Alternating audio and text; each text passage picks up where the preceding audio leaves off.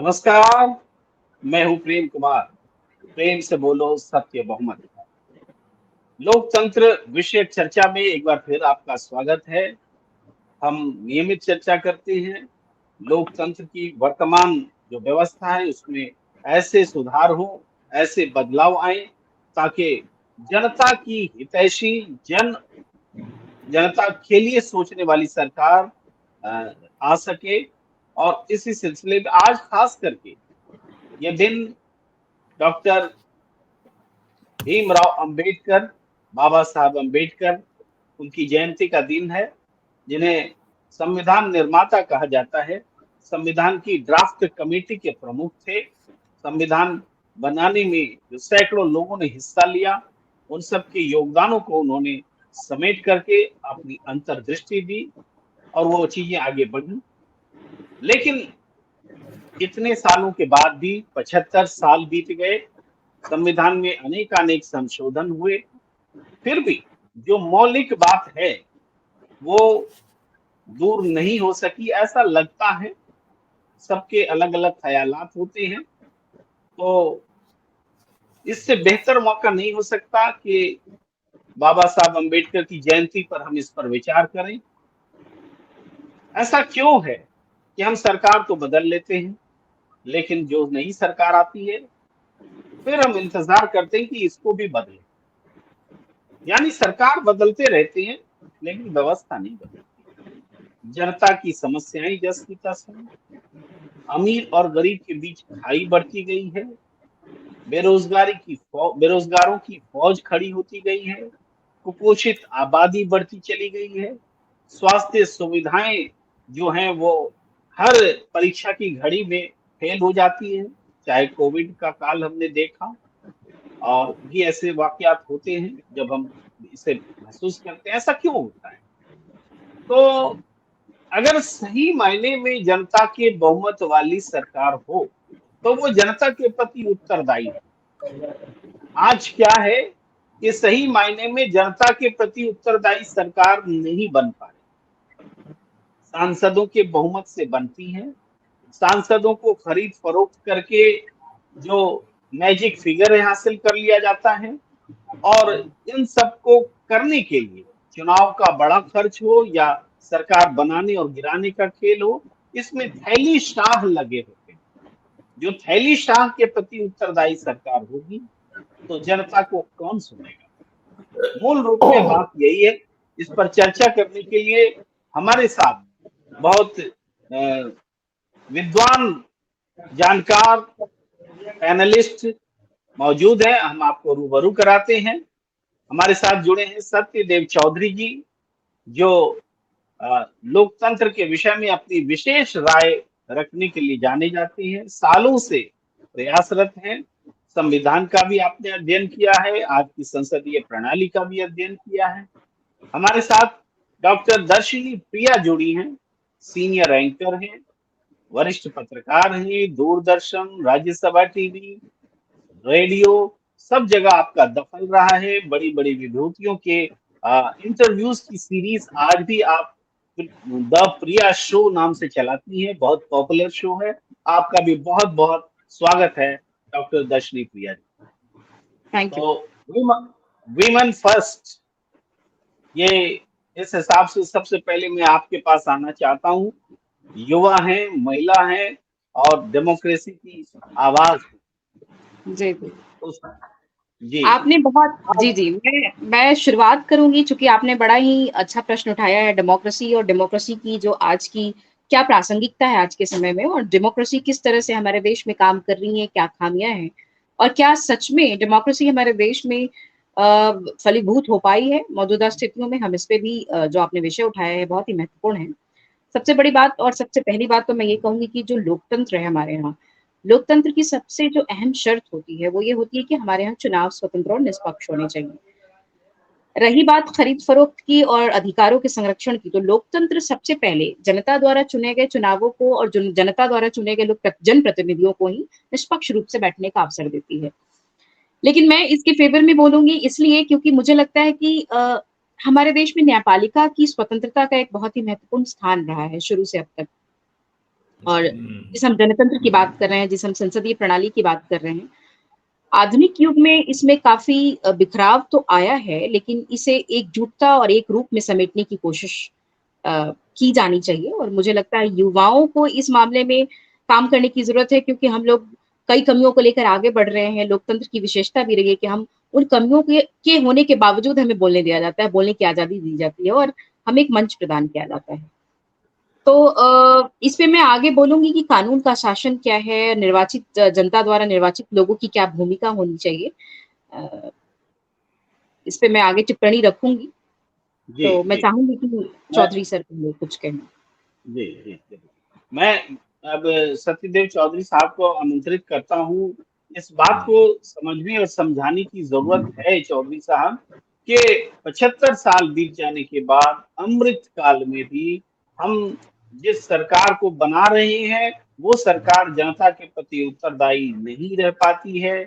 प्रिया जी ने न्यायपालिका की स्वतंत्रता की बात कही। स्वतंत्रता तो हमारे हर पिलर्स में है। अब एग्जीक्यूटिव भी स्वतंत्र है, हमारी विधायिका भी स्वतंत्र है, न्यायपालिका भी स्वतंत्र है, लेकिन कहने भर को है। आप बताइए ना, एक आरटीआई से पूछे जाने वाले सवाल पूछने वाले पर ही 25,000 का जुर्माना लग जाता है। ये कैसा कैसा न्याय तंत्र है। हमारे सुप्रीम कोर्ट ने फटकार लगाया अभी हाल में कि एक समाजवादी पार्टी के नेता को यूएपीए में ये डाल करके रख दिया गया और ग्रिल कर दिया गया एक के बाद एक, ताकि वो जेल से ही न निकल पाए। और सुप्रीम कोर्ट ने कहा ऐसा कैसे हो सकता है, डीएम को इतनी भी समझ नहीं है क्या कि ये मामला प्रॉपर्टी का है, इस पे यूएपीए नहीं लग सकता है। तो न्यायपालिका का स्तर भी बताता है, फिर भी हम उपचार भी वहीं से पाते हैं, इन उदाहरणों में भी स्पष्ट है। मैं चौधरी साहब के पास आना चाहता हूँ, सवाल क्लियर है जी। धन्यवाद प्रेम जी। मैं देखिए सबसे पहले तो मुख्य रूप से इस लोकतंत्र के अंदर बहुमत के ऊपर ही बात करने का प्रयास करूंगा।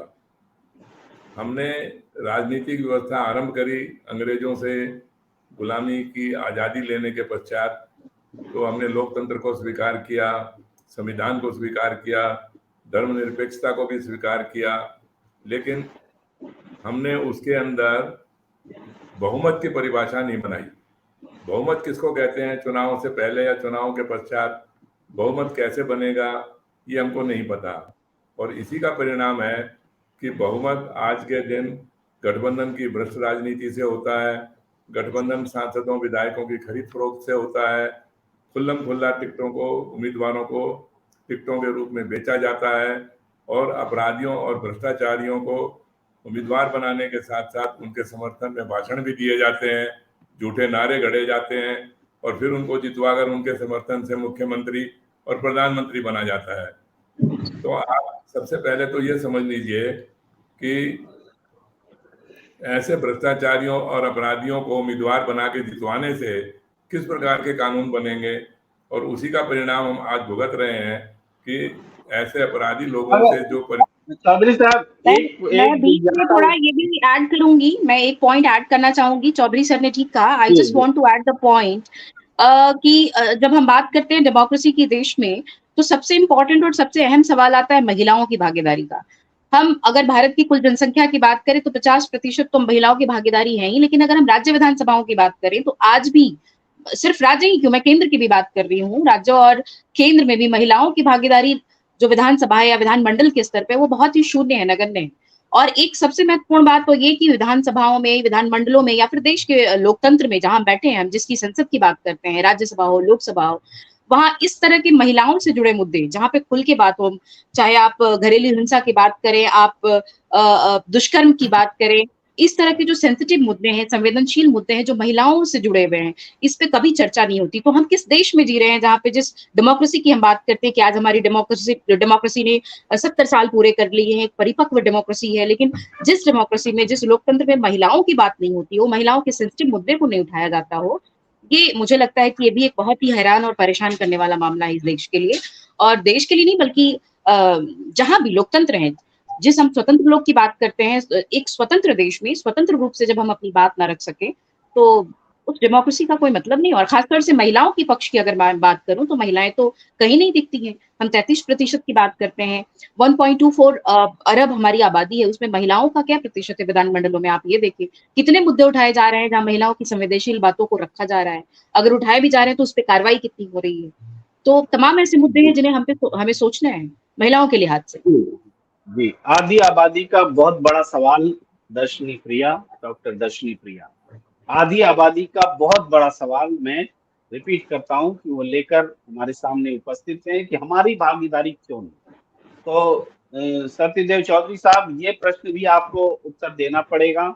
मैं एक प्रश्न और जोड़ देता हूँ कि आप कह रहे हैं कि सच्चा बहुमत अगर वास्तव में हो, यानी जनता के बहुमत वाली सरकार सही मायने, तो करप्ट लोग टिकट नहीं पाएंगे, क्रिमिनल्स को टिकट नहीं मिलेगा, सब अच्छे लोगों का संसद में जमावड़ा होगा जो जिम्मेदार होंगे जनता से, और जाहिर बात है ये कैसे आधी आबादी को भी उसमें शुमार करें। और मैं जी, एक चीज़ और ऐड करूँगी, मैं क्षमा चाहूँगी बीच में मैं टोक रही हूँ, मुझे कुछ मुद्दे याद आ रहे हैं आपकी बात से।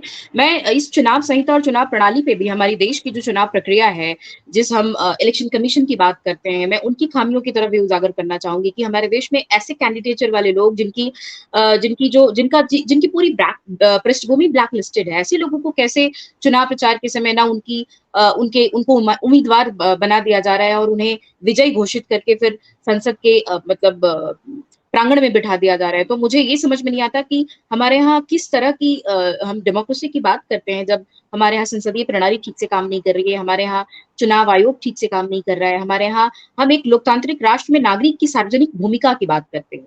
बेसिकली जब हम लोकतंत्र में नागरिकों की बात करते हैं, तो सबसे महत्वपूर्ण भूमिका नागरिकों की होती है एज़ अ सिटिज़न।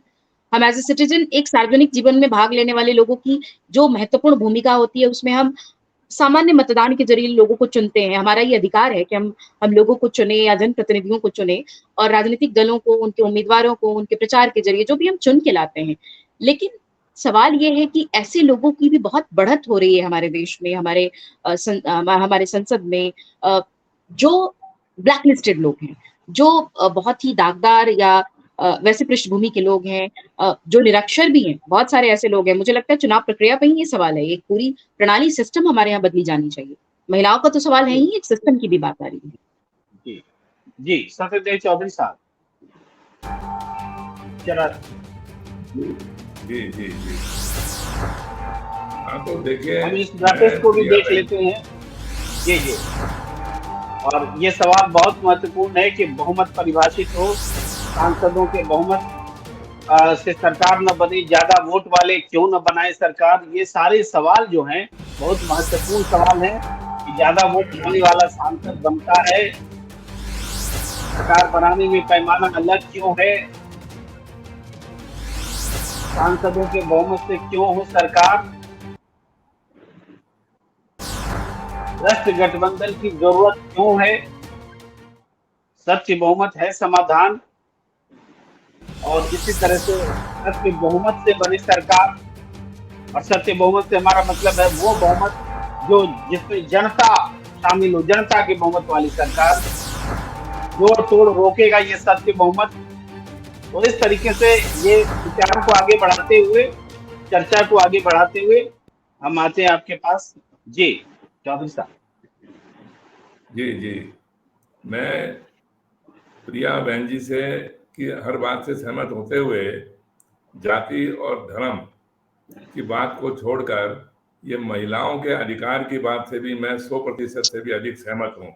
महिलाओं की चुनाव के अंदर भागीदारी अवश्य होनी ही चाहिए, लेकिन दुर्भाग्य तो हमारा यही है कि हम खाली महिलाओं का ही नहीं, हम हर अधिकार का दुरुपयोग करते हैं। जो ये जी। कुछ चंद लोग जो दबंगी और धनबली लोग हैं, इनको ना जाति से मतलब है, ना धर्म से मतलब है, और ना ही कोई महिलाओं के अधिकार से मतलब है। तो ये यदि हम बहुमत का फैसला कर देंगे तो अपने आप ही ये महिलाओं के अधिकार भी हमारे को सामने मिलने लग जाएंगे। अब क्योंकि बहुमत से सरकार बनती ही नहीं है, चाहे महिला हो या पुरुष हो, किसी भी मतदाता के बहुमत से सरकार चौधरी नहीं साहब, बनती। चौधरी साहब, आप ये कह रहे हैं कि जनता के बहुमत की सरकार जब बनेगी तो जनता में तो आधी आबादी शामिल है, तो जी निश्चित रूप से कि ये अभी जो कुछ लोग लेकिन सवाल ये है कि आधी आबादी आज भी हाशिए पे है ना। आप किसी भी, आप पंचायती स्तर पे देख लें, आप विधानमंडलीय स्तर पे देख लें, आप तालुका स्तर पे देख लें। मैं अभी पिछले दिनों मैं अपना एक वाकया सुनाती हूँ। मैं राजस्थान गई थी, वहां मैंने एक पंचायत समिति से मुलाकात की। महिला पंचायत समिति है, लेकिन उनके जो आजकल पुरुष पंचायत और पुरुष मुखिया का जो चलन है, आप वो भी देखिए कि हमारे देश में एक सबसे बड़ी समस्या है कि महिलाओं को हाशिए पे धकेला जा रहा है, तो उनके आप जो अधिकारों बात को नहीं किया जा रहा है। नहीं, बिल्कुल यही बात कह रही हैं, चूंकि सत्य सच्चे बहुमत से बनी हुई सरकार नहीं है, इस बहुमत पर किसी और का कब्जा है, तो वो इस सिस्टम को तोड़ना नहीं चाहती, उसको बनाए रखना चाहती। राजनीतिक दलों में भी कोई इच्छा नहीं कि वो इसको बदले। जी चौधरी साहब। चलिए मैं इस बात को इस तरह से बात बोलने के प्रयास करता हूँ कि मान लो 100% अधिकार महिलाओं को ही दे दिया जाए, मान लो 100% सांसद महिला बन जाए, तो फिर भी यह राजनीतिक व्यवस्था तो यही रहनी है, गठबंधन की, जोड़ तोड़ की, भ्रष्ट राजनीति की। हमारा जो विषय ये है कि गठबंधन की भ्रष्ट राजनीति क्यों होती है, चाहे ये पुरुष करें या महिला करें। तो महिला अगर सारी के सारी महिलाएं अगर कुछ नैतिक नहीं, अगर सवाल ये है कि महिलाएं अगर नैतिक रूप से, ये माना गया, ये सच स्वीकार्य है कि महिलाएं नैतिक रूप से बहुत ही ईमानदार होती हैं और उनके फैसले बड़े ईमानदार होते हैं। मैं इस बात को कहने में जरा भी संकोच नहीं करूंगी। अगर महिलाओं का प्रतिनिधित्व सुनिश्चित किया जाएगा, 150% से ज्यादा बढ़ाया जाएगा, तो निश्चित इसके परिणाम बेहतर होंगे पुरुषों के मुकाबले। ये मैं नहीं, ये रिसर्च भी कहता है। इस तरीके की नैतिकता का आधार तो देखिए पुरुषों में भी होता है। ये मान नहीं, लिया थोड़ा, मैं मान रहा हूँ आपकी बात को। जी नहीं, थोड़ा बहुत कम ज्यादा का अंतर है, मैंने मान लिया। मैं मान सकता हूँ आपकी बात को कि महिलाएं पुरुषों के मुकाबले के अंदर ज्यादा नैतिक, ज्यादा मर्यादा और ज्यादा सत्य के ऊपर आधारित होती हैं, उनका व्यवहार अच्छा होता है, मैंने माना। लेकिन फिर भी जब हम एक भ्रष्ट राजनीतिक व्यवस्था की बात करते हैं तो उसमें तो महिलाएं भी तो भागीदार है ना। महिलाएं वोट तो महिलाएं भी देती हैं। नहीं, तो महिलाओं, मैंने जैसा कि पहले भी कहा कि महिलाओं को हाशिए पे धकेला गया। महिलाएं अपना प्रतिनिधित्व कहाँ कर रही हैं इस चीज को मैं स्वयं देख कर आई हूँ, मैं बता रही हूँ। आप स्वयं बताएं कितने ऐसे जिला पंचायत हैं जहाँ महिलाएं जो है, या पंचायत की छोड़ दें, आप स्टेट लेवल पे भी महिलाओं को अपने अधिकारों का प्रयोग करने दिया जा रहा है। महिलाएं तो हाशिए पे पहले भी थी, आज भी है। कुछ एक महिलाओं को छोड़ दिया जाए तो। डॉक्टर प्रिया जी, वो आपकी जो बात है बिल्कुल सही। जो स्थानीय स्तर पर जो आप उदाहरण रख रही हैं, वहां भी चूंकि बहुमत परिभाषित नहीं है, किसी तरीके से महिला कुर्सी पर बैठ तो जाती है, लेकिन उसको चलाने वाला कोई और होता है। और हम जब राष्ट्रीय परिप्रेक्ष्य में सदन की चर्चा करते हैं तो सरकार तो कोई किसी तरह से बन जाती है, किसी पार्टी की अल्पमत की सरकार भी चली है इस देश में, लेकिन उसको चलाने वाला कोई फैलीशाह बाहर में होता है, जिनके लिए वो काम करते, जनता के लिए नहीं करते। यहीं पर हम आना चाहते हैं। जी सत्यदेव चौधरी जी अपनी बात पूरी करें। तो इसी भ्रष्ट राजनीति को महिलाएं भी तो बराबर के वोट देती है ना, बल्कि महिलाएं वोट ज्यादा देती हैं पुरुषों से। सच्चाई तो ये भी है। इसी भ्रष्ट राजनीति को बिना समझे महिलाएं वोट क्यों देती हैं? जब महिलाओं को अधिकार ही नहीं मिल रहा है, महिलाओं का कोई ऐसा सम्मान नहीं हो रहा है इस राजनीतिक व्यवस्था के अंदर, तो फिर महिलाओं को तो इस वोट का बहिष्कार कर देना चाहिए। नहीं तो वहां पे बहुत जी नहीं, देखिए चौधरी साहब, यहाँ बहिष्कार विकल्प नहीं है। महिलाओं के पास या किसी भी वोटर के पास में विकल्प है ही नहीं। वो ये व्यवस्था वोट देने के लिए वो अभिशप्त है, क्योंकि अगर विकल्प हम मान भी लेते हैं चौधरी साहब, तो हम तो ये देखते हैं कि कितने वोटर इसमें शामिल होते हैं। 67% ही तो वोट दे रहे हैं, 33% तो अभी भी बाहर हैं। जी समझकर इसका विकल्प बनाएं और इसको सुधारने का प्रयास करें, तो शायद ये आने वाले 2024 में या उससे पहले ही सुधार हो सकता है। ये इतनी भ्रष्ट व्यवस्था बिगड़ती है। आप ठीक कह रहे हैं, लेकिन मैं थोड़ा ऐड करना चाहूंगी कि लोकतंत्र में भागीदारी सुनिश्चित सिर्फ जनता की नहीं होती है। लोकतंत्र में भागीदारी केवल एक चुनाव तक सीमित नहीं होना चाहिए। इसमें मेरा व्यक्तिगत सुझाव है कि इसमें आप गैर सरकारी संगठनों को भी रखें, विभिन्न समूह, महिलाओं के विभिन्न समूहों को रखें, डॉक्टरों को रखें, छात्रों को रखें, शिक्षकों को रखें, व्यापारियों को रखें, उनका प्रतिनिधित्व शामिल हो, तो जाके एक लोकतंत्र, एक स्वस्थ परंपरा की शुरुआत होगी। केवल ये आधार तो प्रिया जी राजनीति ही है ना। चाहे आप जैसे मर्जी करिए, आप विद्यार्थियों को करें, युवाओं को करें, मजदूरों को, किसानों को, जैसे मर्जी करिए, लेकिन एक आधार तो राजनीति ही है। एक राजनीतिक व्यवस्था के अनुसार ही आपको सारी चीजों का न्याय मिलेगा।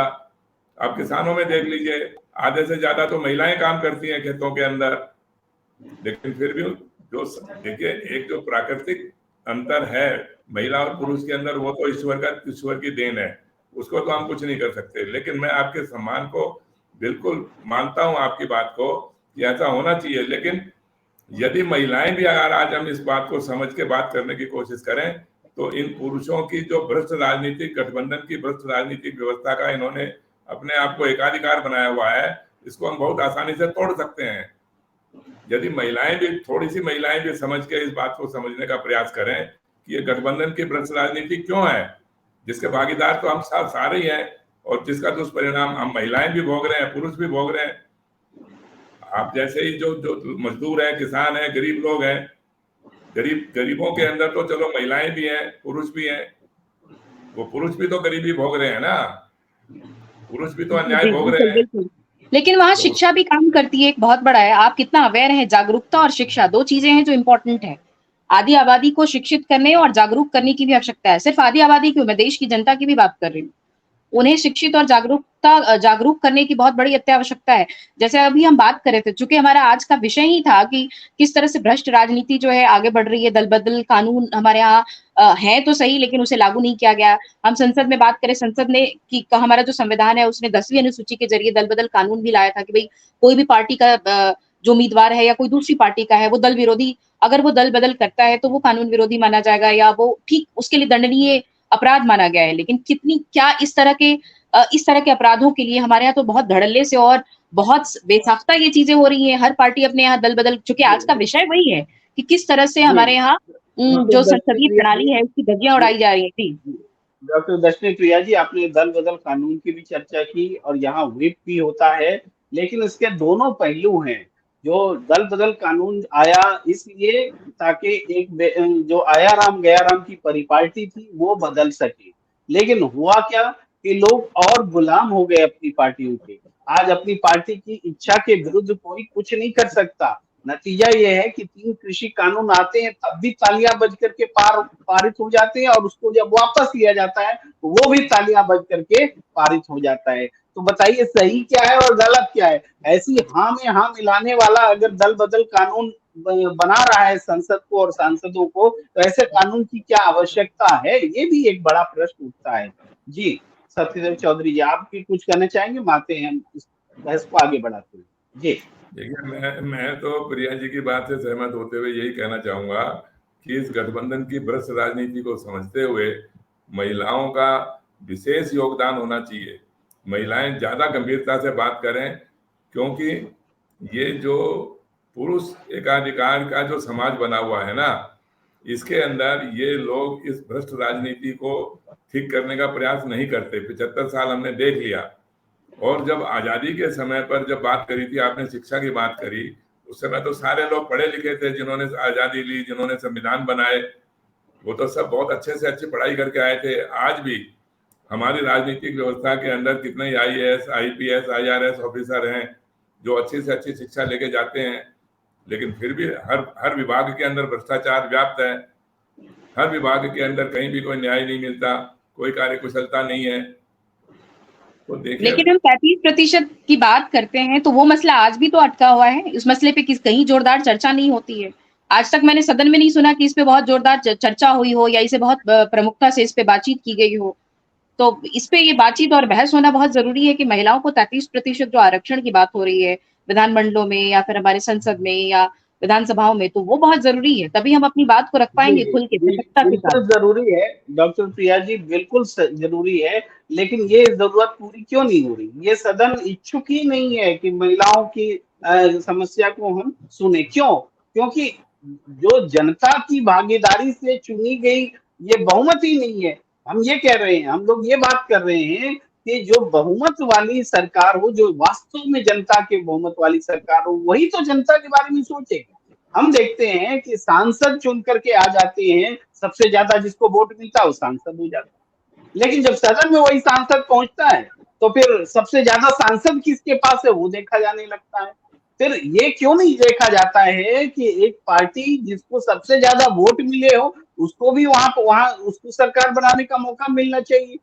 केवल सांसदों का बहुमत क्यों हो, जनता का बहुमत क्यों नहीं हो? ये बहुत बड़ा सवाल है जिसके कारण सांसदों की खरीद फरोख्त, उसका थैलीशाह का वर्चस्व और ये पूरी लोकतांत्रिक व्यवस्था विकृत होकर के सामने है। जी। नहीं, तो मैं मानती हूँ इसमें चुनाव आयोग की भी भूमिका बहुत महत्वपूर्ण हो जाती है। ऐसे दल-बदल कानून हो या फिर सांसदों की भूमिका सुनिश्चित सशक्त तरीके से वहाँ पे सुनिश्चित की जाए, इसके लिए चुनाव आयोग को अपनी महत्वपूर्ण भूमिका में आगे आना पड़ेगा। हमारे यहाँ जितनी संस्थाएँ हैं, वो संस्थाएँ तो अपना काम दायित्व निभा ही नहीं रही हैं। आप बताएँ कि चुनाव आयोग का क्या दायित्व है और वो चुनाव आयोग कितने अपने दायित्वों पे खड़ी होती है? आयोग को तो इस बात के लिए गंभीरता से विचार करना पड़ेगा ना कि हमारे देश में हम जो सांसद चुन के आ रहे हैं, वो देश में पूर्ण बहुमत की सरकार बना लेते हैं और फिर वो है तो वो जनता के प्रतिनिधि, लेकिन वहां जाके कुछ और हो जा रहे हैं। तो इसके लिए भी कुछ कड़े कानून और नियम बनाए जाएं। तो जी, यहाँ एक इस पहलू तरह जरूर से आयोग की महत्वपूर्ण भूमिका है बहुत महत्वपूर्ण हो जाती है। डॉक्टर दर्शनी प्रिया जी, ये बहुत महत्वपूर्ण पहलू है कि चुनाव आयोग अपनी भूमिका का निर्वाह करे। लेकिन आप थोड़ा सा हम ध्यान देते हुए जाते हैं चौधरी साहब के पास ध्यान दिलाते हुए, वो ये कि जब देश में कानून नहीं बना कि ईवीएम से वोट देना है, तब तक तो चुनाव आयोग ईवीएम से वोट नहीं करा सका। आज चुनाव आयोग चाहे तब भी बैलेट पेपर से नहीं करा सकता, इसके लिए संविधान संसद में ही आना पड़ेगा। यानी जो व्यवस्था बनाकर दी जाएगी उसी को फॉलो करेगा चुनाव आयोग, अपने ढंग अपने तरीके से इस संसदीय प्रजातंत्र को बदल नहीं सकता। इसके बाद इस बात को रखते हुए मैं चौधरी साहब के पास आना चाहता हूँ। जी देखिए प्रिया जी, आप एक बात को समझने का प्रयास करिए कि जो बहुमत है जिसके अंदर पुरुष भी और महिलाएं भी, अब कितने पुरुष हैं कितनी महिलाएं हैं इसको एक बारी हम साइड में कर देते हैं, और जब एक अच्छी न्यायप्रिय व्यवस्था होगी तो उस समय महिलाओं का पुरुषों से भी हो सकता है ज्यादा ही भागीदारी बने। मैं उसके समर्थन में हूं आपकी बात के अंदर। लेकिन अब दो तरह से बहुमत बनाते हैं, एक तो सांसदों के बहुमत से बहुमत बना, दूसरी बात मैं कहने की कोशिश करता हूं सत्य बहुमत के माध्यम से कि मतदाताओं के बहुमत से बहुमत बनना चाहिए, चाहे वो महिला है या पुरुष है। अब उसके अंदर तो जिम्मेवार तो हम फिर सभी है ना। हमने ज्यादा वोट देके कम सांसदों के बहुमत से हम सरकार नहीं बनाते। जैसे 300 सांसदों ने 45 लाख वोट लिया वो सरकार बना रहे हैं, लेकिन 243 सांसद 55 लाख वोट लेके भी सरकार नहीं बना सकते। हमारा विषय आज के दिन ये है कि ये जो बहुमत का फैसला या गठबंधन की भ्रष्ट राजनीति का समाधान कैसे हो, जब हमने किसी भी तरीके से हमने मतदाताओं का योगदान लिया ही नहीं, चाहे महिला है या पुरुष है। अब 18 से आप चलिए महिलाओं की आप बात करते हैं तो 18 से 25 वर्ष की आयु के जो भी मतदाता हैं उसमें तो महिला भी हैं पुरुष भी हैं, उसमें भी आधे आधे आधे युवा होंगे आधे युवतियां होंगी। तो उनसे आप वोट तो ले लेते हैं लेकिन वो चुनाव में भाग ही नहीं ले सकते।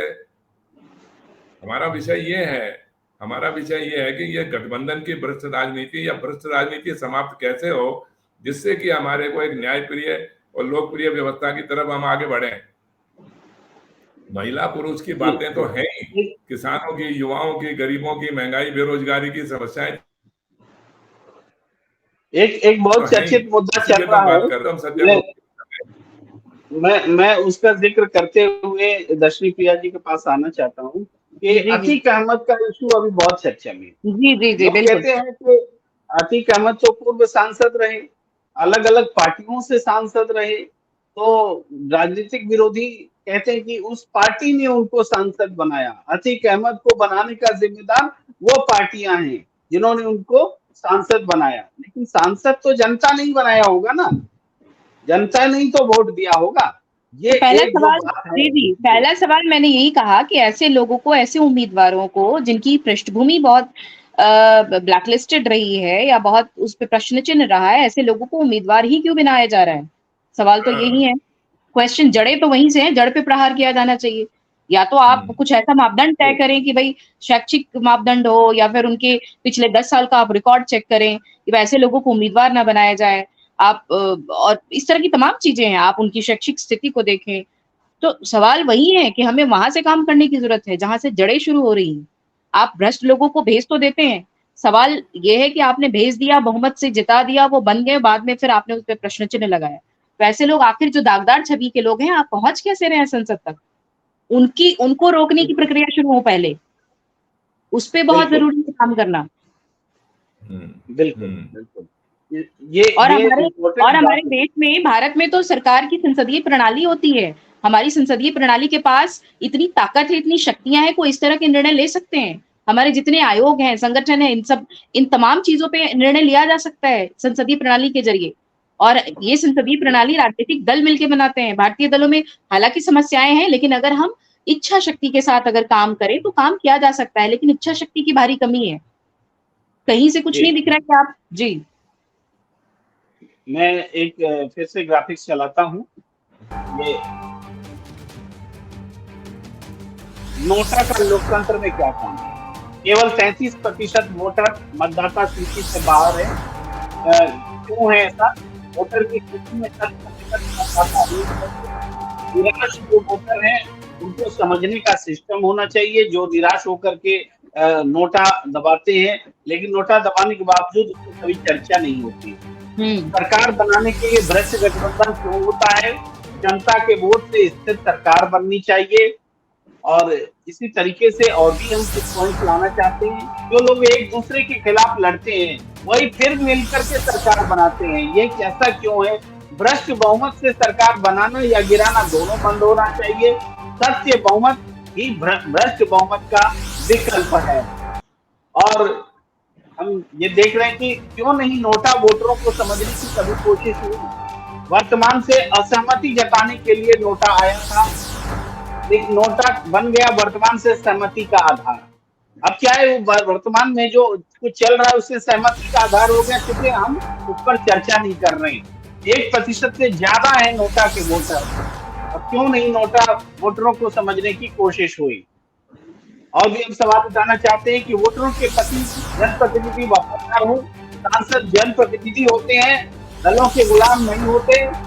विप जो गलत लिखा हुआ है यहाँ, विप के बावजूद सांसदों की खरीद बिक्री बढ़ी है। ये सारे सवाल हमारे पास हैं। और अब मैं आता हूँ अपने पैनलिस्ट के पास में, सत्यदेव चौधरी जी, आप जवाब दें इसका कि कैसे इस स्थिति को बदला जाए।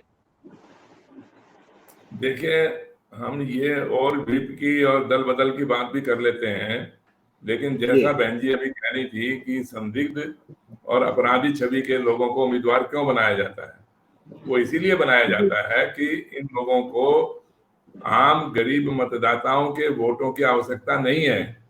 मुट्ठी भर वो वोट लेके चंद थोड़े से वोट लेके ये जीत जाते हैं, जिनके लिए शायद महिलाएं इतने सूटेबल नहीं है जितने ये पुरुष दबंगी लोग सूटेबल हैं। तो जब इनको वोट चाहिए ही नहीं, तो ऐसे संसदीय प्रणाली का हम क्या करेंगे? ऐसे सांसदों को चुन के हम ऐसे बहुमत से एक चीज ऐड करूंगी, और ऐसे में मैं आपकी बात से बिल्कुल इत्तेफाक रखती हूँ सत्यदेव चौधरी जी। और ऐसे लोगों को, ऐसे दागदार छवि वाले नेताओं को, उम्मीदवारों को राजनीतिक संरक्षण प्राप्त है इस देश में सबसे ज्यादा, उस पे काम करने की जरूरत है। ऐसे लोग पैदा कैसे होते हैं, ऊपर तक पहुंचते कैसे हैं, और इन्हें वहां तक पहुंचाने की जो तमाम प्रक्रिया है, पूरी प्रक्रिया में राजनेताओं का की क्या भूमिका है, उस पर चर्चा किए जाने की जरूरत, उस पे काम किए जाने की जरूरत है। जी, आप जो बोल रही हैं इसमें आपने सुना होगा कि जिताऊ उम्मीदवार जो होते हैं, जिताऊ हैं इसलिए हम उनको टिकट देते हैं, और जिताऊ नहीं है इसलिए हम उसको टिकट नहीं देते हैं। चौधरी साहब ने बहुत सही कहा, महिलाओं को जिताऊ नहीं मानते, कोई पार्टी मुसलमानों को जिताऊ नहीं मानती, कोई पार्टी किसी और तरीके से किसी को जिताऊ नहीं मानता जाति के आधार पर। तो ये जो जिताऊ फैक्टर आ जाता है ना, तो उससे बातें बिगड़ जाती। जी सत्यदेव जी, बात को आगे बढ़ाएं। तो देखिए, चक्कर सारा यही है कि आपको मतदाताओं का वोट नहीं चाहिए, आपको गरीब लोगों का, जनसाधारण लोगों का वोट नहीं चाहिए, और फिर भी आप जीत जाते हैं। अब सच्चाई तो ये है ना। अब महिला पुरुष के वाद विवाद के अंदर हम फंस गए, वो थोड़ी बाद में बात करेंगे।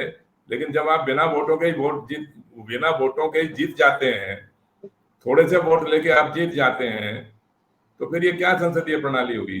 संसदीय अब प्रणाली तो थोड़े से वो वोट होती का मतलब ये है, थोड़ा मैं क्लियर कर दूं चौधरी साहब, थोड़े से वोट का मतलब ये है कि आज जैसे सत्ता में भारतीय जनता पार्टी है, तो उनको जो कुल जो वोट पड़े हैं उसका 37% करीब वोट मिला, लेकिन जितने मतदाता हैं उसका 25% ही वोट है, तो ये हाँ, 25% वोट से सरकार बन गई। तो ये कुछ वोटर का मतलब ये है जी चौधरी साहब। तो देखिए, जब बिना वोटों के ही आप एक सांसद भी जीत जाता है, और बिना ही वोटों के, मतलब थोड़े से चंद वोटों से आप सरकार भी बना सकते हैं, और फिर उस सरकार को कोई उसको चैलेंज नहीं किया जा सकता, उस सरकार को हटाने का कोई रास्ता नहीं है, या अगर है भी तो वो सारे के सारे ऐसे भयभीत हो गए, डरा दिया गया उनको, लोभ के अंदर, लालच में, खरीद फरोख्त के अंदर, सब एक दूसरों के साथ में फंस गए। इसीलिए मैं बोलता हूं कि ये जो संसदीय प्रणाली का हम विरोध नहीं कर रहे हैं, लेकिन संसदीय प्रणाली के अंदर जो सांसदों के बहुमत से आप सरकार बनाते हैं, इसके विकल्प के अंदर आप मतदाताओं के बहुमत से सरकार बनाना शुरू कर दीजिए, कि जिस राजनीतिक दल को सबसे ज्यादा वोट मिले, चाहे उसके सांसद हारे या जीते, कम जीते ज्यादा हारे, हमें उससे कोई मतलब नहीं है। अगर हार गए तो भी हम उनके वोट गिने, कुल वोटों के अंदर हम उन लोगों के भी वोट गिने जो हार गए, क्योंकि मैं मानता हूं कि मतदाता को हम कभी भी हारा हुआ नहीं मानते। तो जब सबसे ज्यादा वोट लेके आपको सरकार बनानी है, तो आपको ये महिलाओं का आरक्षण, महिलाओं का कल्याण, और गरीबों का, किसानों का, युवाओं का, मजदूरों की बात आपको करनी पड़ेगी। फिर हिंदू मुसलमान की नफरत आप कैसे कर पाएंगे? अभी तो आपने ध्रुवीकरण के नाम से हिंदू मुसलमान किया, और मुसलमानों को अलग कर दो, किसी जाति को अलग कर दो, और थोड़े से वोट ले। आप मुझे बताइए, एक सांसद भी अपने चुनाव के अंदर जहां जीतता है, तो जहां जहां उसको वोट मिलते हैं ना, ज्यादा से ज्यादा वो वहीं चक्कर मारता है। जहां उसको वोट नहीं मिलते वो वहां जाएगा ही नहीं, उस क्षेत्र में भी नहीं जाएगा। और यही हाल केंद्र के राजनीतिक पार्टियों का है। आपको सरकार बनानी है तो उस क्षेत्र में वो चुनाव ही नहीं लड़ते, जहां उनको वोट नहीं मिलते, जहां जहां वो नहीं जीतते, और गठबंधन करके भ्रष्ट समझौते कर लेते हैं। सारी सीटों के ऊपर तो आज बीजेपी वालों ने भी चुनाव ही नहीं लड़ रखा, जबकि विश्व की सबसे बड़ी पॉलिटिकल पार्टी बोलते हैं वो अपने आप को। अरे चुनाव तो लड़ो कम से कम, चाहे 100 वोट मिलेंगे आपको, 1000 वोट मिलेंगे, जब सबसे ज्यादा वोट लेने हैं तो हर क्षेत्र में जाओगे ना चुनाव लड़ने के लिए। फिर आप जाति धर्म की बात नहीं करोगे, फिर हिंदू मुसलमान की बात नहीं करोगे, फिर आपको न्याय की बात करनी पड़ेगी, सबकी बात सुननी पड़ेगी। ये थोड़ी जनता होता है कि जनता को लोकतंत्र में जवाबदेही अपनी तय करनी पड़ेगी। मुझे लगता है जनता भी इसमें अपनी जवाबदेही तय करे, क्योंकि अगर हम स्वस्थ लोकतंत्र की बात करते हैं तो केवल चुनाव प्रक्रिया में भाग ले लेना और वोट दे देना इतना पर्याप्त नहीं होता है। हमें अपनी जवाबदेही तय करनी पड़ेगी। बहरहाल सर ने प्रेम कुमार सर ने एक बड़ा ही अच्छा प्रश्न उठाया है कि आपने अभी नोटा की बात की कि हमारे देश में नोटा कितना प्रासंगिक है, और आपने अभी फ्लैशबैक में भी दिखाया नोटा को लेकर। मुझे लगता है कि अगर मैं अपनी व्यक्तिगत तौर पे बात करूं तो मैं बहुत ज्यादा सपोर्टिव नहीं हूं, क्योंकि नोटा आपको सिर्फ ये अधिकार देता है कि आपने एक विकल्प चुना, और आप जितने भी अधिकांश चुनाव और भारत के जो भी मतदाता हैं जो मतदान करते हैं, तो नोटा के उपयोग से आप क्या कर सकते हैं? आप कोई भी जब नागरिक चुनाव लड़ता है तो उस उम्मीदवार को नहीं देने का एक विकल्प है, लेकिन नोटा ये नहीं करता कि उस उम्मीदवार की उम्मीदवारी बर्खास्त कर दे, या फिर ऐसा नहीं है कि नोटा जीतने वाले उम्मीदवार को बर्खास्त कर सकता है। इस लिहाज से अगर हम देखें तो नोटा का कोई बहुत चुनावी मूल्य नहीं है, तो या तो उसे हटा दिया जाए, खत्म कर दिया जाए, या उसे बहुत प्रभावी बनाया जाए, अगर हम इस मुद्दे पे बात करें। क्योंकि भले ही नोटा के लिए अधिकतम वोट की बात होती है कि भाई जिनकी, हमने देखा पिछले कई चुनावों में भी हमने देखा कि कई 2 या 3% ऐसे मतदाता थे जिन्होंने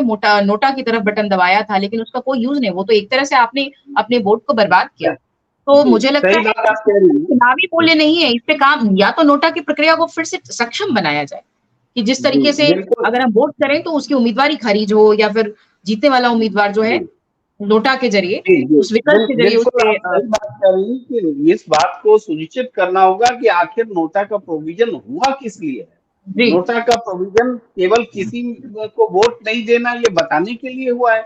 अगर वो असंतुष्ट है इस व्यवस्था से तो एड्रेसल सिस्टम होना चाहिए, उनसे बात की जानी चाहिए। आपने नोटा का बटन क्यों दबाया है, आपकी समस्या क्या है, आप क्यों ऐसा कर रहे हैं, सब कुछ सब उसका कुछ मतलब समझ में आता है। अभी गैर जरूरी हो गया है नोटा, जी चौधरी साहब, आप कुछ कहना चाह रहे थे नोटा पर? देखिए, नोटा के ऊपर मैं आपको ये बोलना चाहता हूँ कि मेरी जानकारी के अनुसार नोटा का प्रोविजन किसी सरकारी व्यवस्था के अनुसार नहीं बना।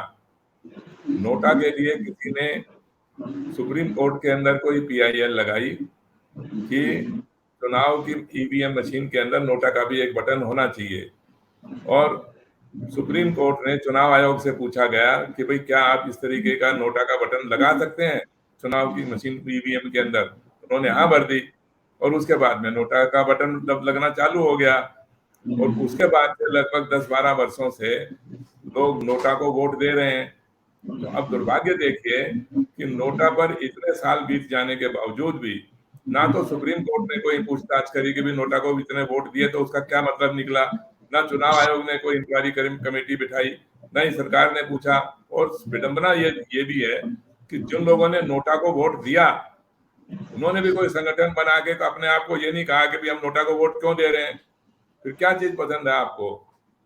आपको ना ये उम्मीदवार पसंद है ना वो उम्मीदवार पसंद है, तो नोटा को बटन देने से आप कुछ तो बताएंगे।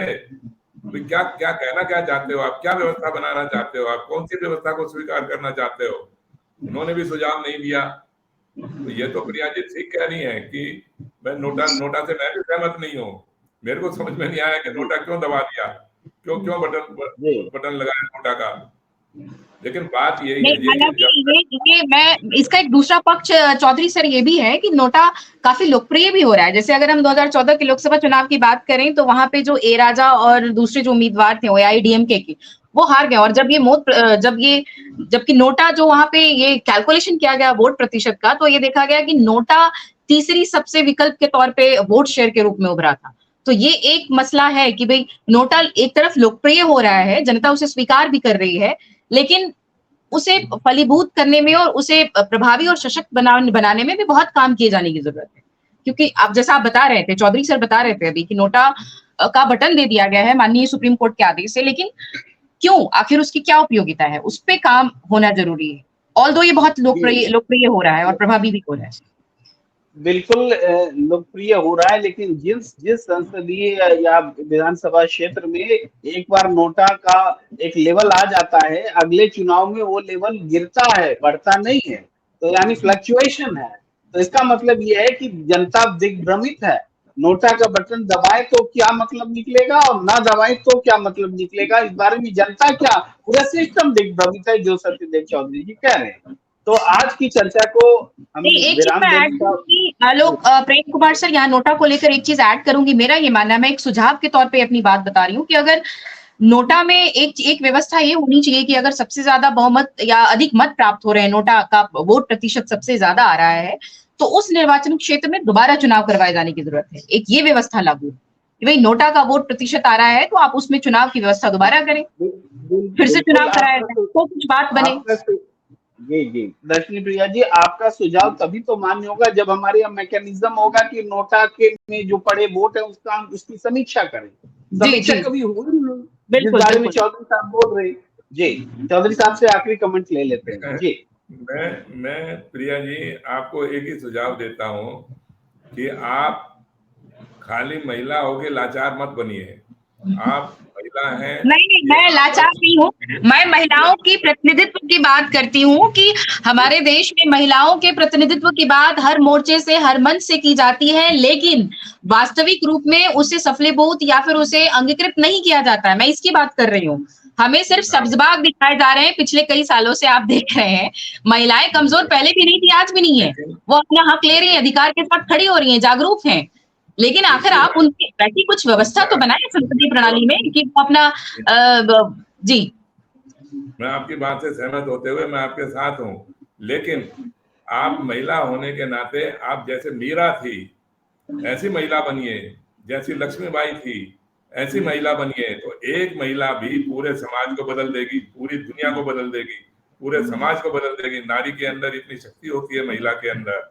लेकिन जब तक हम इस समाधान राजनीतिक समाधान की बात नहीं करेंगे, तब तक हम ऐसे ही एक दूसरे के अधिकारों की छीना झपटी में उलझे तो रहेंगे। आप प्रतिनिधित्व सुनिश्चित करें। देखिए चौधरी सर, मैं एक पॉइंट ऐड करूंगी। मैं तमाम देश की भर की महिलाओं के बिहाफ पे और उनको रिप्रेजेंट करते हुए मैं ये बात कहूंगी कि भाई प्रतिनिधित्व तो दिया जाए। आखिर हम अपनी ताकत, अपनी सत्ता, अपना समय, अपना दिमाग और अपनी चतुराई कैसे दिखाएं अगर हमें पद नहीं मिले और अगर हमें प्रतिनिधित्व ना मिले।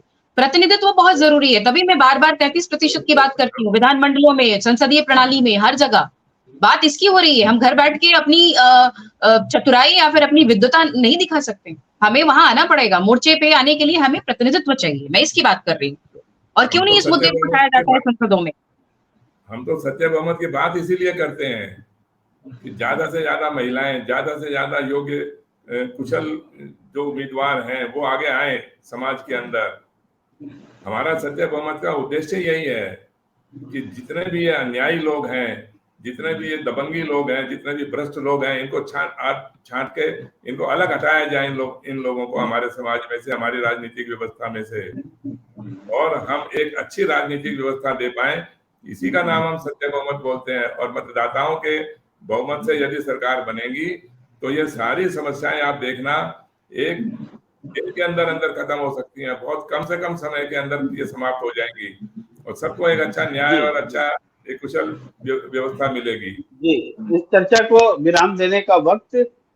चौधरी साहब जो बात कह रही है, डॉक्टर दर्शनी प्रिया जो बात कर रही है, वो उसका लबोलुआब यही है कि इस व्यवस्था को ठीक करने के लिए जनता को भी आगे आना होगा, प्रबुद्ध समाज को आगे आना होगा और जनता के सही मायने में जनता के बहुमत वाली सरकार बननी चाहिए। महिलाओं का पार्टिसिपेशन भी सुनिश्चित होगा, हर वर्ग का पार्टिसिपेशन सुनिश्चित होगा और ये काम सच्चा लोकतंत्र ही कर सकता है। तो आज बाबा साहब अम्बेडकर की जयंती के अवसर पर करेंगी इस काम को, ये पुरुषों के बस का नहीं है, महिलाएं ही करेंगी। और महिलाओं का नैतिक बल बहुत सुदृढ़ होता है, स्ट्रांग होता है। मैं इस बात की पुष्टि करती हूँ।